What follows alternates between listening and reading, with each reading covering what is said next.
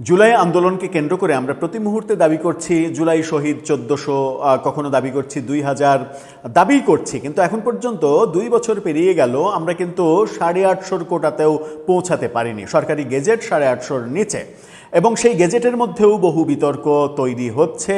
Gazette একাধিকবার সংশোধন করা হয়েছে, সেই ব্যাপার যেমন দেখেছি প্রথম আলোর একটা ভয়ঙ্কর প্রতিবেদনে অন্তত ৫০ থেকে ৫২ জন ভুয়া নাম আছে। সেই প্রতিবেদনের পরেও গেজেট সংশোধনের ব্যাপারগুলো আমরা দেখিনি।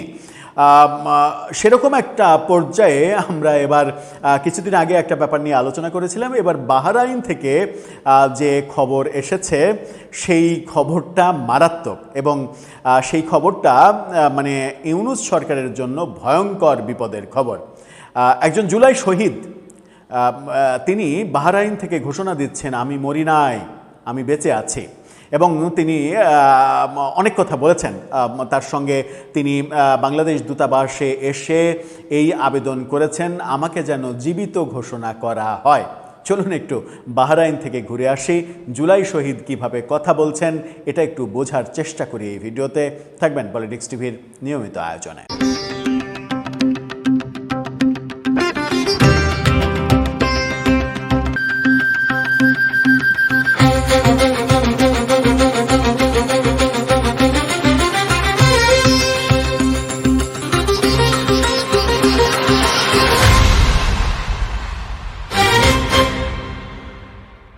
দর্শক, গত ২ বছরে অনেক জুলাই শহীদই ফিরে এসেছে। জুলাইয়ের মৃত্যুর ঘটনা ছড়িয়ে দেওয়া হয়েছে, তারপরে সে ফিরে এসেছে, এরকম অনেকগুলো ঘটনা আমরা দেখেছি। এবং গেজেটভুক্ত শহীদের মধ্যেও বেঁচে থাকার কাহিনীও আমরা দেখেছি। এবার বাহরাইন থেকে একটা ভিডিও ছড়িয়ে পড়েছে, যে ভিডিওতে আমরা স্পষ্ট দেখছি একজন জুলাই শহীদ, যাকে শহীদ হিসেবে ঘোষণা করা হয়েছে বাংলাদেশ সরকার থেকে, যাকে শহীদ হিসেবে ঘোষণা করা হয়েছে ইউনূসীয় যুগে, তিনি বলছেন যে আমি বেঁচে আছি, আমি মরি নাই।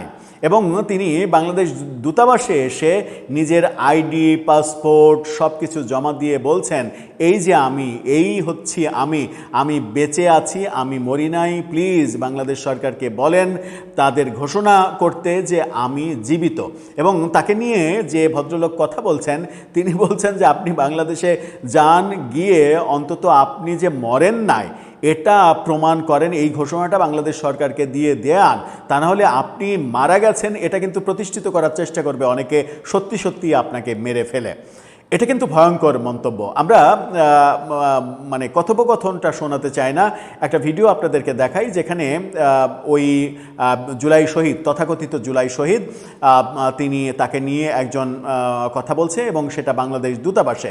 সেখানে তার আইডি কার্ড, মানে ভোটার আইডি, সেই ভোটার আইডিও দেখানো হচ্ছে। ভিডিওটা একটু দেখতে থাকুন।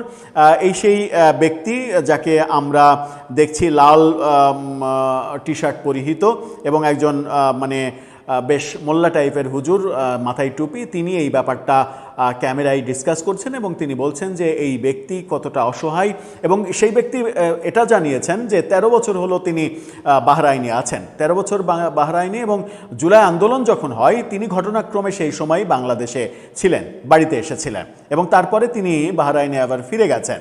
কিন্তু ফিরে আসার পরে তিনি জানতে পেরেছেন তিনি জুলাইয়ে শহীদ হয়েছেন, এবং মানে শহীদ হিসেবে তাকে ঘোষণা করা হয়েছে। এই যে শহীদ হিসেবে ঘোষণা করা, ইউনূসীয় যুগে এই জুলাই শহীদ এবং জুলাই আহত, এগুলো নিয়ে যে এক ধরনের ব্যবসা করা হয়েছে সেগুলো আমরা একেবারে প্রকাশ্যে দেখেছি। এমনকি একটা ইন্ডাস্ট্রিতে আগুন লেগে পুড়েছে অনেক, মানে ৩০ থেকে ৩২ জন, তাদের অনেককেই মানে জুলাই শহীদের গেজেটে অন্তর্ভুক্ত করা হয়েছে। এবং সেখানে সবথেকে হাস্যকর ব্যাপার হচ্ছে, ডিসি প্রথম আলোকে সেই সময় বলেছিলেন যে এরা সবাই জুলাই আন্দোলন করেছে, মানে ওই আগুনের ঘটনা জুলাই, মানে শেখ হাসিনা সরকার পতনের পরে ডিসি বলছেন যে এরা সবাই জুলাই আন্দোলন করেছে, কিন্তু একটা দুর্ঘটনায় মারা গিয়েছে, মানবিক কারণে এদেরকে জুলাই শহীদ হিসেবে গেজেটে অন্তর্ভুক্ত করা হয়েছে। এর চাইতে হাস্যকর কথা আর হতে পারে? মানে এটাও আমাদের এখন শুনতে হচ্ছে যে একজন শহীদ তিনি বলছেন যে হাত তুলে বলছেন আমি মরি নাই, আমি বেঁচে আছি। ওই সেই উপন্যাসের বিখ্যাত কথার মতো এখন বোধহয় তাকে মরে প্রমাণ দিতে হবে, কাদম্বিনীর মতো তাকে মরে প্রমাণ দিতে হবে যে তিনি এখনো মরেন নাই। ব্যাপারটা কি তাই? যদি এই ঘটনা সত্য হয়ে থাকে, মিথ্যা হওয়ার তো কোনো সম্ভাবনা নেই, সত্য তো অবশ্যই। এই ঘটনার জন্য ডক্টর ইউনূসকে কি প্রশ্নবিদ্ধ করা যায় না? ডক্টর ইউনূসকে কি দোষারোপ করা যায় না? ডক্টর ইউনূসকে কি কাঠগড়ায় দাঁড় করানো যায় না? এই ব্যবসা, যে ব্যবসাটা তিনি ফেঁদে বসেছিলেন, 1.5 বছর সময় পেয়েছেন, দাবি করা 1400 জনের তালিকা প্রকাশ করতে পারেননি, দাবি করা মানে অন্তত কি বলে যে 30 থেকে 50,000 কিংবা 1 লাখ আহত হয়েছে, সেই তালিকা প্রকাশ করতে পারেননি, যেটা খুবই সহজ একটা ব্যাপার ছিল। একটা আদেশেই প্রতিটা উপজেলায় যদি উপজেলা নির্বাহী কর্মকর্তা ইওনোকে দায়িত্ব দেওয়া হতো, এটা কিন্তু মাত্র 6 মাসের একটা কাজ। 6 মাসের বেশি একটা ইওনোকে দায়িত্ব দিলে তার এটা 1 মাসের কাজ। এরপরে প্রসেসিং হয়ে ফাইনাল লিস্ট হওয়া, বাছাই করা, এটা ওটা সব মিলিয়ে ধরে নিলাম যে 6 মাসের কাজ। তো 6 মাসের মধ্যে যে কাজটা হওয়া সম্ভব ছিল সেটা 2.5 বছরেও করতে না পেরে আবার মুখে বড় বড় কথা বলা এই সরকার বাংলাদেশে কি কখনো জবাবদিহি করবে, কিংবা তাদের জবাবদিহি করা হবে? ইতিহাসে কখনো কি এরকম কোনো প্রসঙ্গ আসবে যে জুলাই নিয়ে আপনারা যে ব্যবসা করেছেন, এই ব্যবসা জুলাইয়ের চেতনা ছিল না?